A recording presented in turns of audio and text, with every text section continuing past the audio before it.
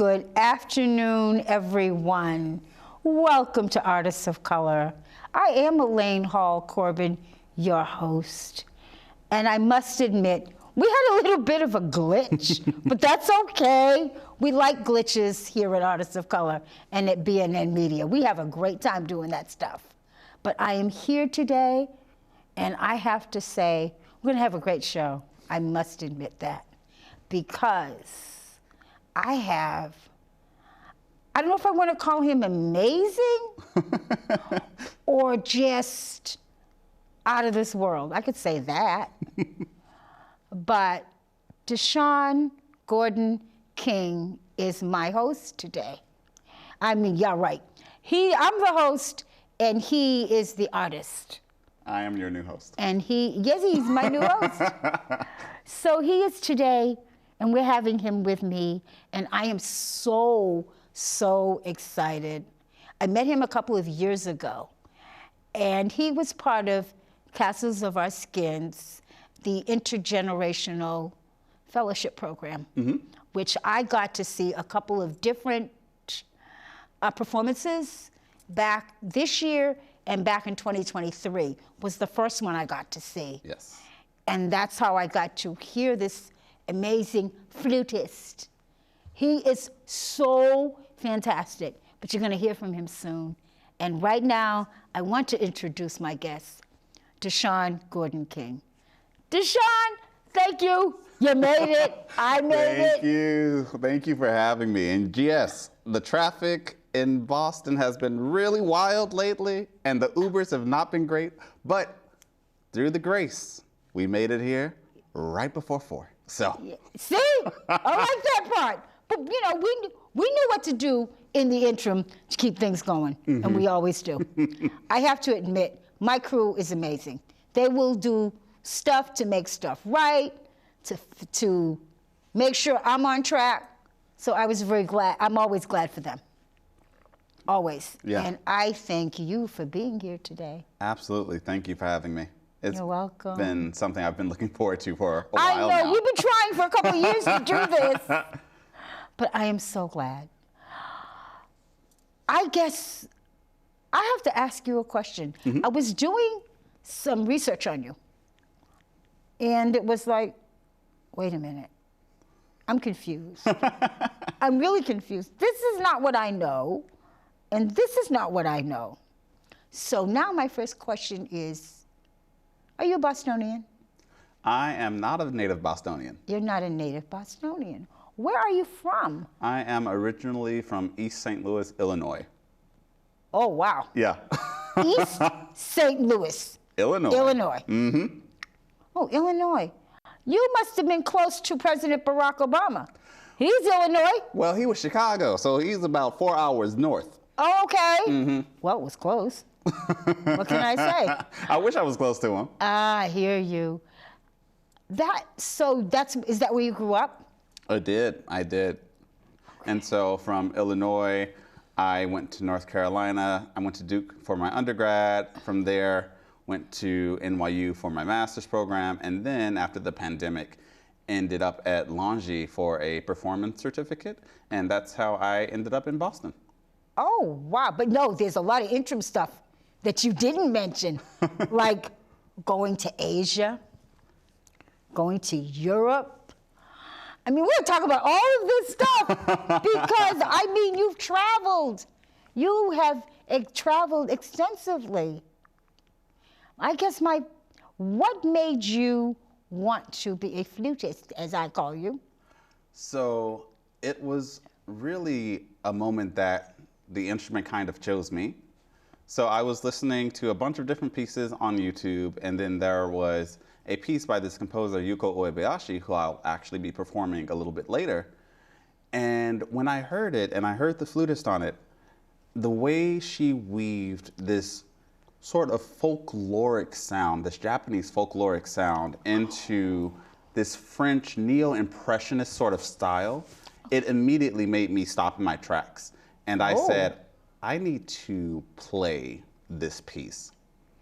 And from that moment, I was like, okay, if I have to play this piece, that means I have to play the flute, because I didn't want to play any of the instruments that I was already doing and do that piece. And I was like, I just have to learn the flute so that I can play this piece.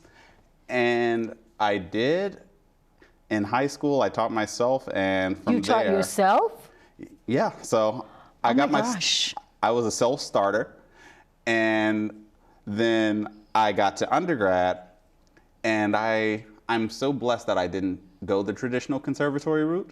Okay. Because had I done that, you know, you have to audition to get into the studios. That's right. But because I went to Duke where, you know, it's all basketball or medicine and law and business, no one really pays attention to the music department, even though the musicology department is one of the top 10 in the entire nation. It is? So, yeah. Oh, so you were in the right place. I was, and I did not realize how special of a place it was until I just went up to the flute teacher and I was saying, can I start taking lessons with you? And she was like, absolutely, yeah. Oh, and nice. From there, it was a done deal. Oh my goodness. You have done so many things, and there's so many things I want to talk about. You've traveled. You've traveled extensively. What? Oh, you mentioned that the flute chose you, but actually you chose the flute also. But you said there were other instruments. Yes. That you play or have played. Have played. What other instruments? So my little musical journey in elementary school, I started on clarinet. And I was not super happy with the clarinet because I wanted to start on saxophone, but they didn't have any saxophones for my elementary school. So I started on clarinet because I really wanted to do music. Then I got to middle school, and because I saw the bass clarinet, I was thinking, oh, it looks like a saxophone, so maybe I'll have a part that is like a saxophone part. So I started to play in concert band on the bass clarinet, and I had half notes and whole notes, and there was no melody. And so maybe this was just me having very much so protagonist energy, but I was saying, I'm not playing the melody. This is not for me. This is not for me. No, nope, this is not what I want. I'm a little biased, but this is not for me. And so from bass clarinet, I shifted to tenor saxophone, and I played tenor saxophone all throughout undergrad as well. So that was in tandem with the flute. But in high school, I wanted to really start playing melody things. And there were so many people playing the flute, so many people playing the clarinet. And so I was like, okay, let me look up other melody instruments for concert band. Oh, the oboe. So I asked if my high school had an oboe, and they did. And so I played oboe in high school. This was a long journey just to get to the flute. Yes. Oh my goodness. Wow. A true odyssey. You are not kidding. Write a book. That's all I'm going to tell you. Write a book. That's, whoa. So when did you start playing the flute as your main instrument? So that was my second year in undergrad. Because at Duke? At Duke. Okay. So the first year, I auditioned for Wind Symphony on the flute. And again, this is me coming from being a self-starter in not the most well-endowed school district. And so I didn't do very well in that audition. And so the wind director, she said, oh, you also play tenor saxophone, yes? I was like, yeah, I do, because they needed saxophones in the band. And so that first semester, I played tenor saxophone. And then the next semester, after I started taking lessons, mind you, prior to me taking lessons, I took that rejection to heart. I know and you did. What I did was every night after I finished my studies, I would go from my dorm to the music building because we had 24-hour access. And from it was either from 8 p.m. to 12 a.m. or 10 to 2. I made sure I put in those 4 hours of work. You did? Every day. And so when it came time for the next semester, I got the chance to do a little bit of switching. So I was in the saxophone for most of the pieces, and then I would come up to the front row and I would play flute on some of the pieces. And then fast forward to my sophomore year, by the time we hit the spring semester, I am now the principal flute in the Wind Symphony. And it was that moment that I said, I can really, really make this happen. And when I believe I was a senior, we had the Imani Winds come to do a master class. And so it was the very first time that I had seen an all-black chamber group. I was going to ask you, who is the Imani Winds? So Imani Winds, they have been, they were founded by 5 black classically trained musicians. Valerie Coleman, who is now taking the composition world by storm, was the flutist who founded the group. And so when she sat in the flute section to sort of coach us through passages, she looked at me and said, "You have a sound that can make it." Oh. And from there, I said to myself, I do, because you said that I do. And I'm going to take that, I'm going to believe in that, and I am going to do what I can to make that happen. Absolutely. And so from there, I auditioned for NYU's master program. I got into that. And yeah, it has been quite a journey. It's been a whirlwind for you. It has been. How long has your whirlwind journey been going up to now? Okay, so I've been playing flute for 16 years. So then prior to that, I had been, let's add 8 more years to that. Yeah, I just turned 32. So 24 years of my life has been music. And to think I was going to ask him, how old were you? Now he told me.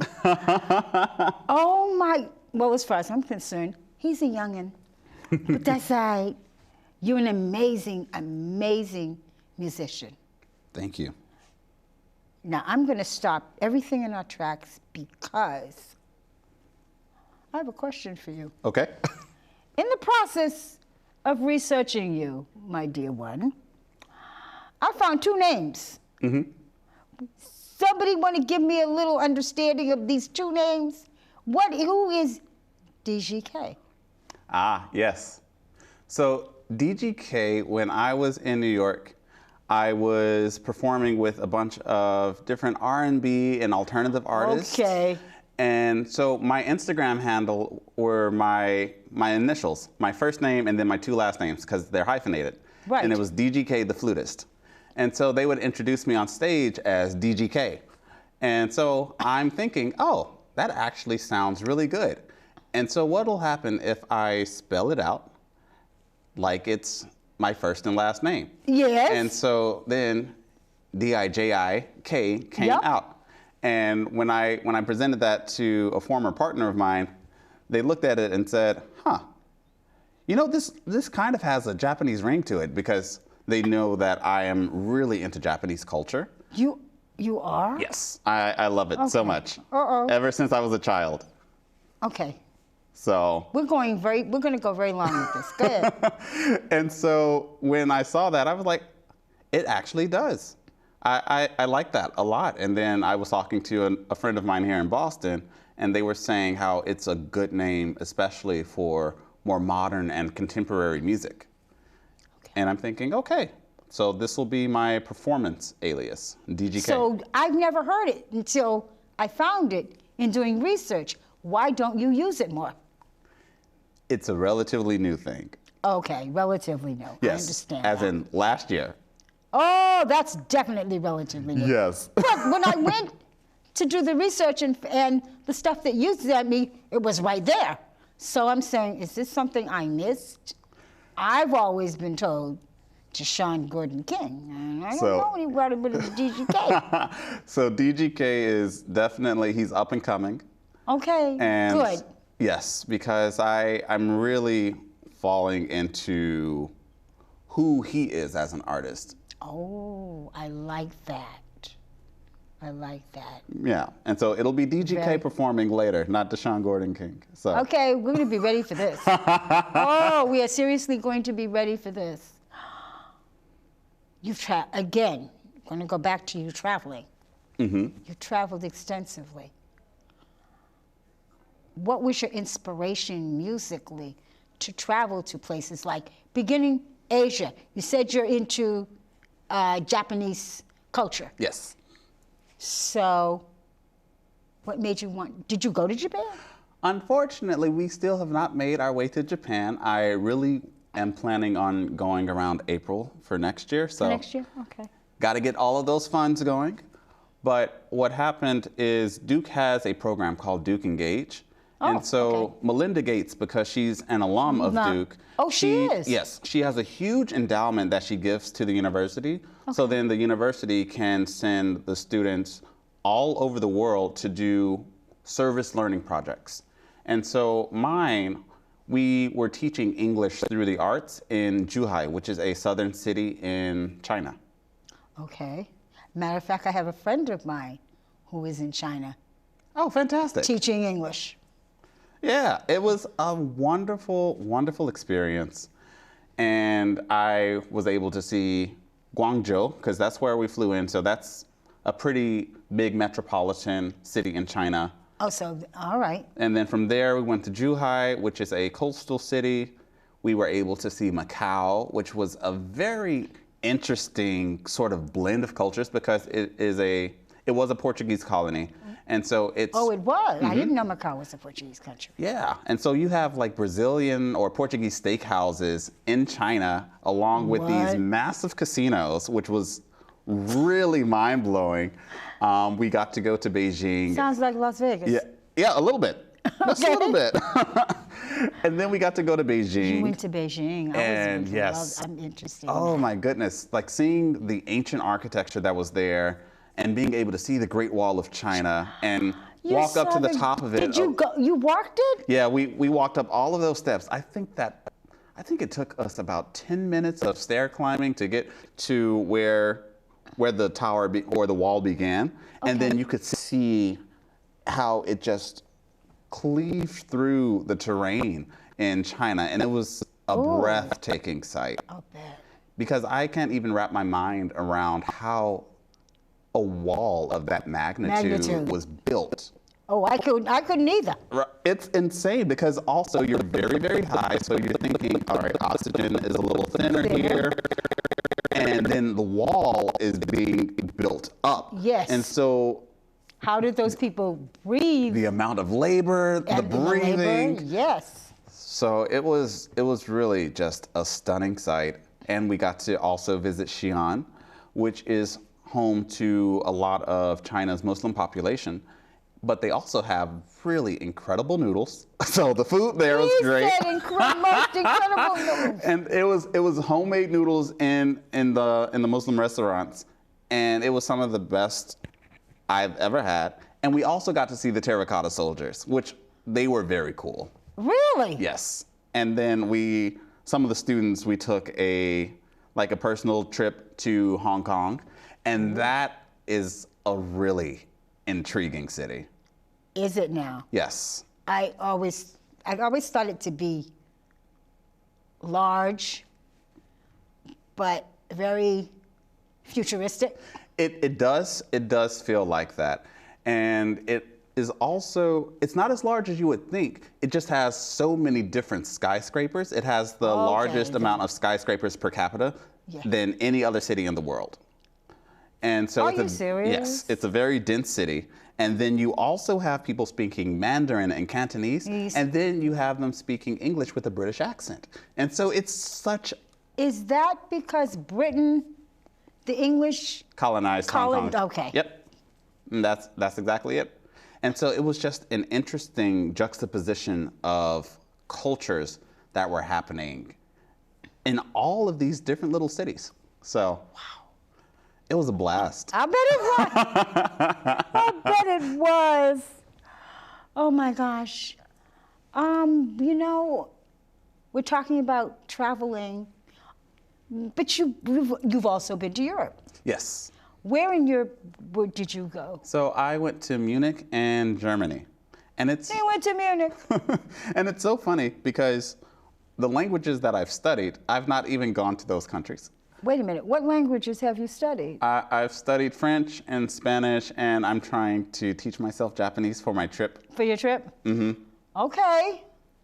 And, wow. And so I really have to get to Paris because one of my biggest things for learning French was going to Paris to figure out why so many of our Black artists found refuge there. In Paris. You're Yes. right, in France. And I want to know why. But you know, it's funny because bringing that up during, I think it was World War I and II. Mm-hmm.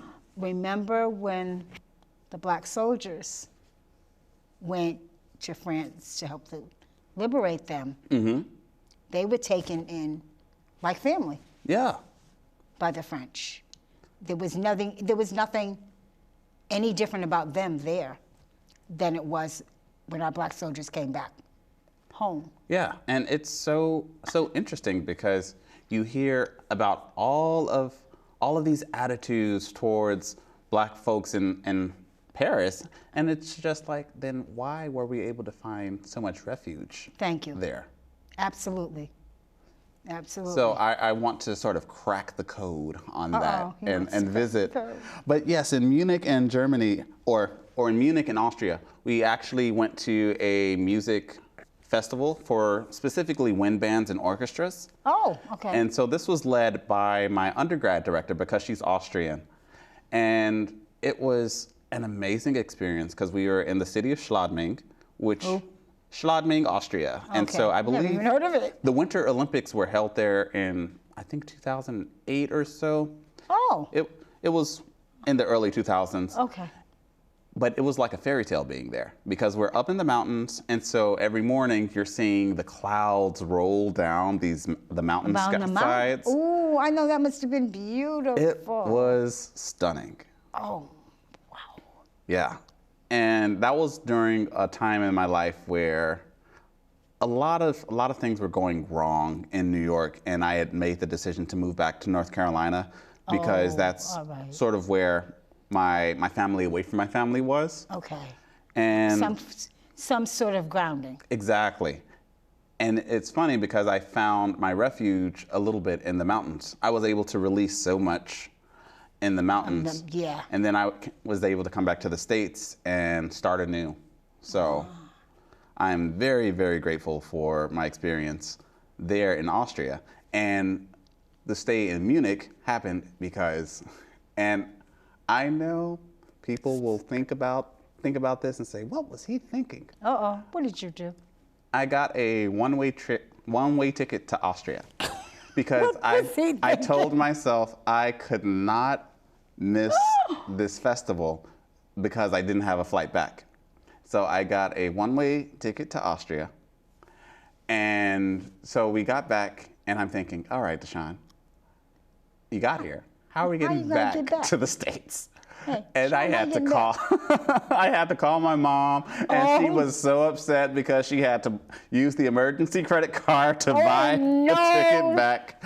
Ooh. But I made it back in one piece. Oh my goodness! And now it's a very fun story. And she says, "You know what? That was just your birthday present for that year." There you go. She said, "Nah, I'm not buying you anything for your birthday." Oh my goodness! So yes, that was my journey there. Wow, isn't that amazing? Except Mom had to come get you. You know, if no one else can do it, Moms can. You better believe it. Mm-hmm. I've learned that all the time. I've got 2 of them, and they get me all the time. I want to know, there's a question I'm going to ask, but we are going to go to a break, and when I come back, this is something very important I want to know. Okay. Because I know this is how I met you. Yes. We are going to go on a break, and we will be back shortly. Organized, but she started forgetting to pay her bills on time. And she'd buy the same gifts over and over. Telling the girls about my Alzheimer's diagnosis was really hard. At first we had our cries, but then we were like, okay, let's make a plan. Early detection gave us time to adapt together. It's so important for you to think about what you can do and making the most of what you have. If you or your family are noticing changes, it could be Alzheimer's. Talk about seeing a doctor together. My baby's back from the West Coast. Here are those pictures that you asked for your school project? First day of school, cute as a button. So long ago. Oh, here's Grandma Florence after that flood wiped out the whole neighborhood. Sometimes I just cannot believe all the storms we've gone through here. I can only hope that we'll be able to leave this house to you one day, baby. You're our legacy. Planning for these disasters will make sure we're safe, and is the best way to protect that legacy. Those beans smell heavenly. Give Mama a little You credit. know what? We should make an emergency communication plan. That way we're ready this year. Oh, Great idea. At my dorm, we have emergency kits for earthquakes and wildfires, but I'm sure there's something more local I can send you with, Elaine. Okay. Smart. I'm coming to share with you guys. Protect your legacy. Plan for natural disasters today. Visit ready.gov/plan.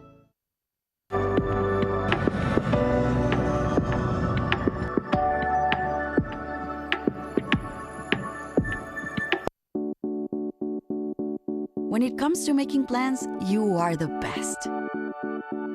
Those 9 months were also 273 days of planning. What about your daughter's first costume party? It was out of this world. And let's not forget those barbecues you plan in detail for your family and your more vegetarian by the day best friends. That surprise party for your parents' golden anniversary? You get the golden planning. The same way you plan each detail for those moments, start planning to protect you and your loved ones from a natural disaster. Sign up for local weather and emergency alerts. Prepare an emergency kit and make a family communications plan. Protecting your family is the best plan you can make. Mom was always organized, but she started forgetting to pay her bills on time. And she'd buy the same gifts over and over. Telling the girls about my Alzheimer's diagnosis was really hard. At first, we had our cries, but then we were like, okay, let's make a plan. Early detection gave us time to adapt together. It's so important for you to think about what you can do and making the most of what you have. If you or your family are noticing changes, it could be Alzheimer's. Talk about seeing a doctor together. I wonder if you know that I want the best for you. That I know what you're going through. I know things aren't easy, but you still show up. I wonder if you know that we can get help. That we don't have to go through this alone. Let's see how far we can go. Love, your mind.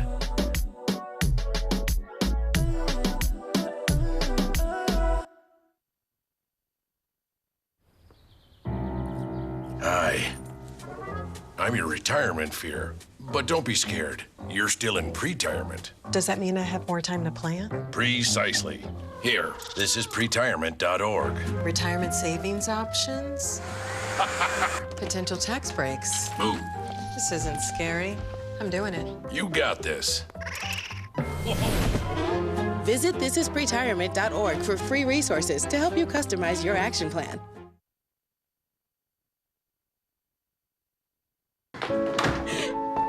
My baby's back from the West Coast. Here are those pictures that you asked for your school project? First day of school, cute as a button. So long ago. Oh, here's Grandma Florence after that flood wiped out the whole neighborhood. Sometimes I just cannot believe all the storms we've gone through here.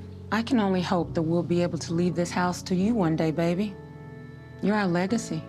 Planning for these disasters will make sure we're safe, and is the best way to protect that legacy. Those beans smell heavenly.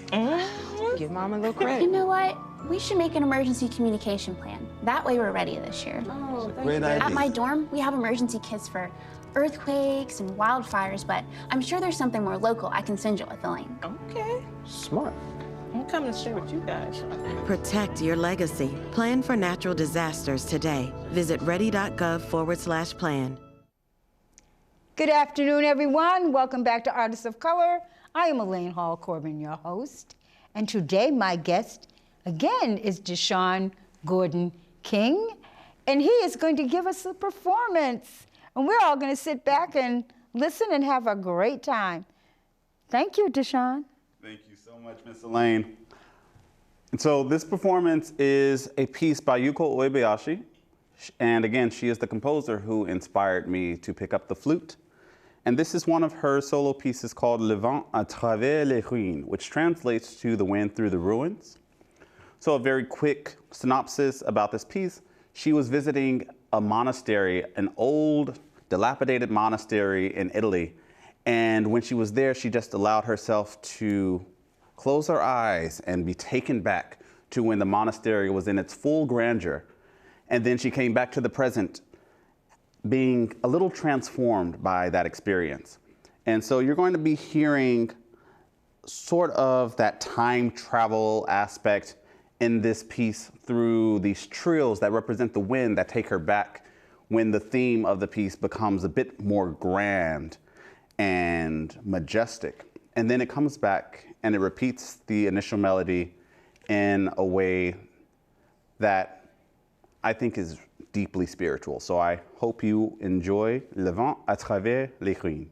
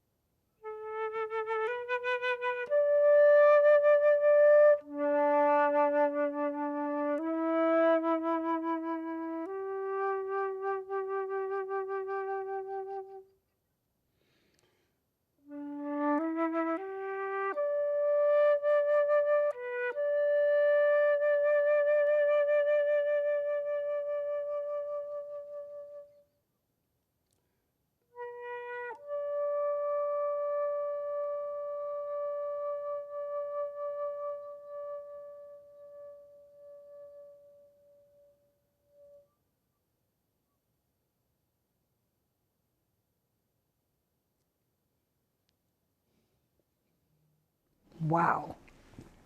I don't know what to say.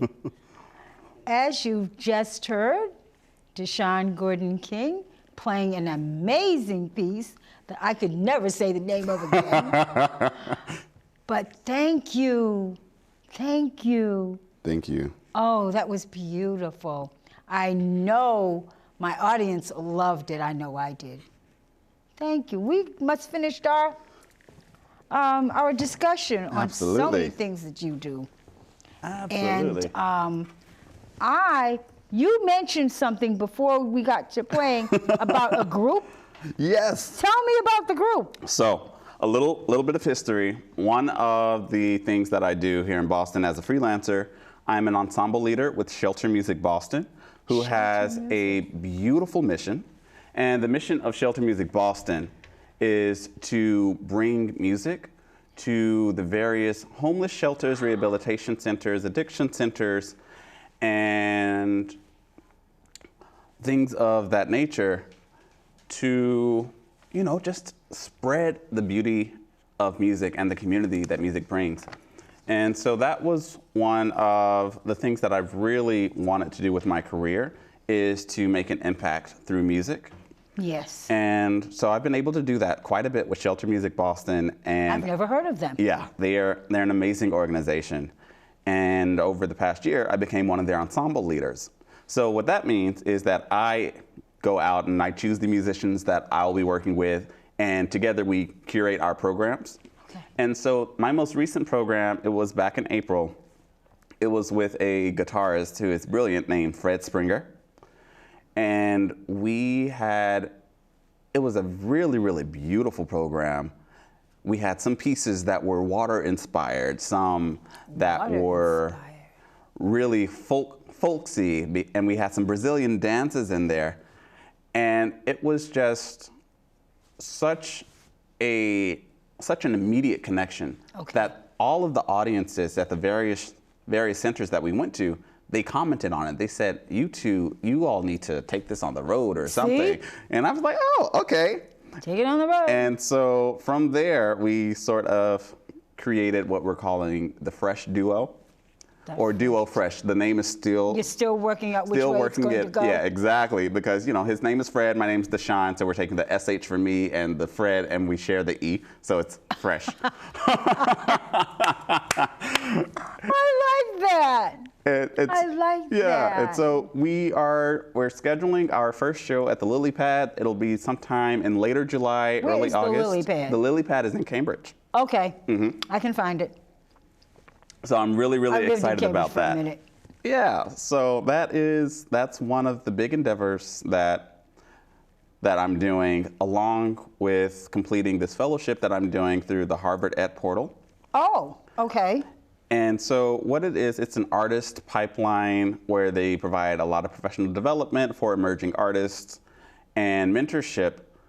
And then you end it with a capstone project. And so my capstone is rooted in what really brought me here to Boston, which is using music to help heal. I saw that. Yes. Yes. And so Longy actually has a program that is all about therapeutic music. Oh. So that is a really fascinating thing that made them stand out as a conservatory, because music therapy and therapeutic music, while very similar, are in different spaces. Mm-hmm. So what is the difference between music therapy and therapeutic music? Yeah, so with music therapy, we're always trying to solve something with the patient, right? It'll be one-on-one, and we're using music to either bring up memories, or we're using it to bring down their state. And so we're using it with a specific goal in mind. All right. And so with therapeutic music, what we're doing, and a lot of the time it's still going to be one-on-one, but it can be for a broader audience. We're using music in order to cultivate a healing space. And so what that looks like specifically in the hospital, if you were to have a patient who is in an acute condition and their blood pressure is skyrocketing and just things are a little awry. Awry or off, yes. Mm-hmm. So what the therapeutic musician will come in and do we'll do this thing called entrainment, right? So we'll meet the patient where they are initially.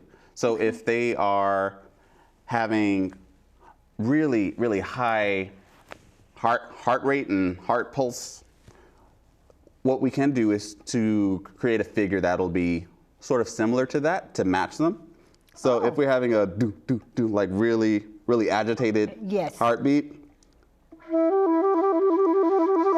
so that'll help the heart to like connect to the sound. And then from that more agitated figure, we'll go into something a little bit more rocking. For example, we'll go.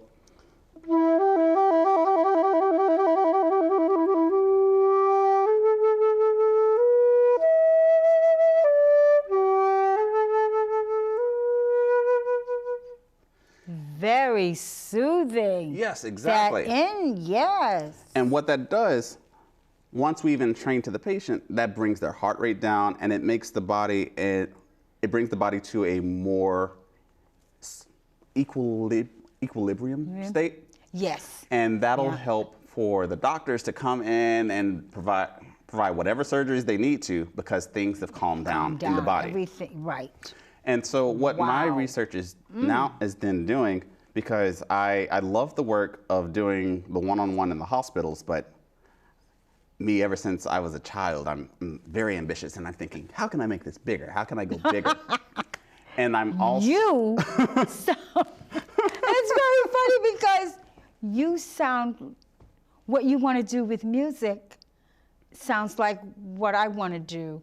I have a women's project, and it's called Voices of Sisterhood. That's amazing. And it's a visual art and creative writing program to work with women and girls of color to help them with their self-esteem and strengthening their voices from within. Oh, that's fantastic. In a positive way. I love that.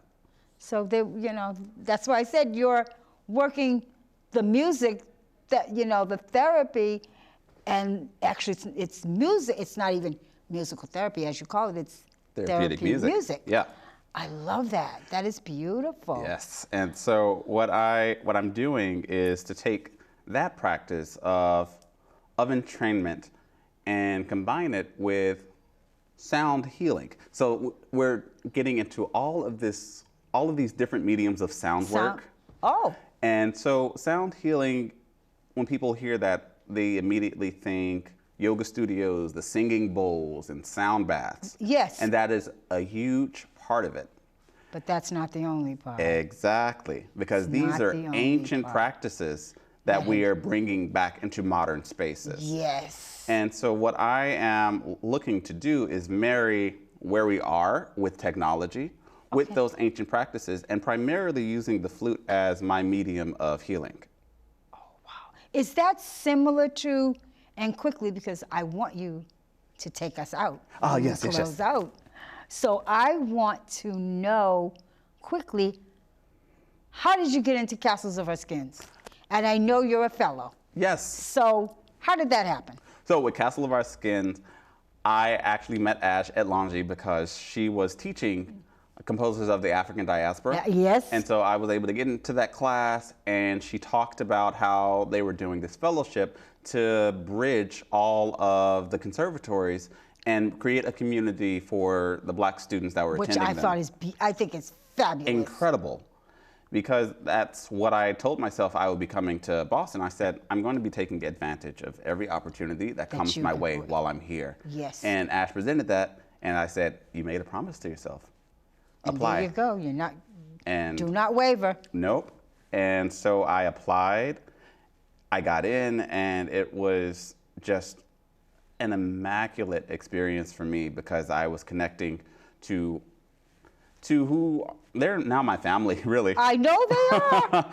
Yeah. I know they are. And then from there, I was able to actually do work with Castle of Our Skins, and it was like Ash saw such potential in me, and she just reached in and pulled it all out. There she go. That's my girl. Yeah. That's what she does. And it was just really spectacular.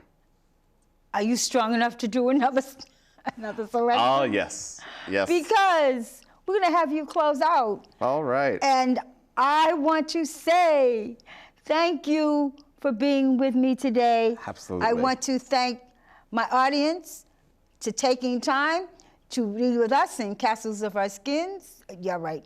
With Artists of Color. That's okay. Castles of Our Skins is here in spirit. Absolutely. And physically. So, DeShaun is going to take us out, and he's going to close us out. Yes. And we thank you. And so this will be a tune that is pretty widely known. It's by, you know, one of those lesser known composers, Duke Ellington. Have you ever heard of him? Oh, yeah. Yeah, yeah. Yeah, he's one of those people. But this little tune is In a Sentimental Mood.